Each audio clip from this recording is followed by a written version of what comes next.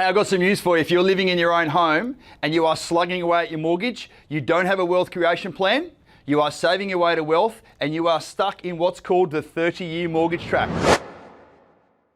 Would you like me to show you how to get out of that 30-year mortgage trap? Here's some stats for me to get started though, right? If you're living in your own home, you've got a $400,000 loan. A lot of people would cut their left arm off to have only a $400,000 loan, so it's not actually that high. If you take 30 years to pay that loan off at 4.5% interest rate, guess what? Home ownership interest rates are going to be there very soon.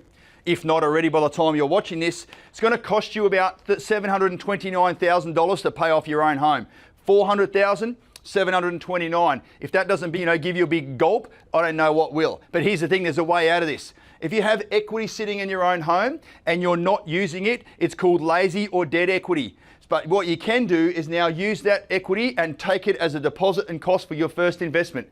Now that first investment is going to be placed in the #1 place in Australia that's going to give you the sustained and low risk capital growth that's going to suit your price point, it's going to suit your timeline, it's going to suit your risk profile. You then sit on that property for a couple of years, allow it to go up in value. Hey presto, there's equity in that property as well, and you can basically repeat the process. That's all you need to do over the next few years to escape the 30-year mortgage trap. This is not one of these sort of Ponzi schemes where 1 becomes 2, 2 becomes 4, 4 becomes 8, 8 becomes 16. It's a load of shit. If you ever see that on the internet, stop watching, block, delete, see you later. It's not that hard to buy 2 investment properties if you're living in your own home. But what does it mean when you sit on that portfolio for, say, the next 10 years? All right?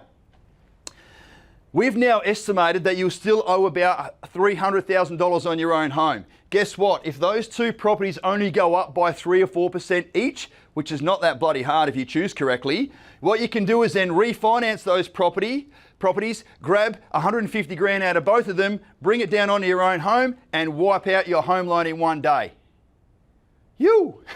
Now, the really, really smart people around you might be going, well, the portfolio still sits exactly the same. I'm like, yeah, I got it, Einstein.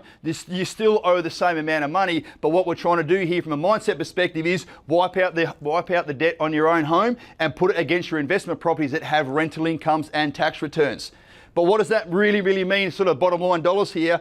Now that new cost is effectively $200,000 less. So by going ahead and thinking about putting a plan in place to simply buy a couple of investment properties so you're not just stuck in the 30-year mortgage trap, to me is a no-brainer.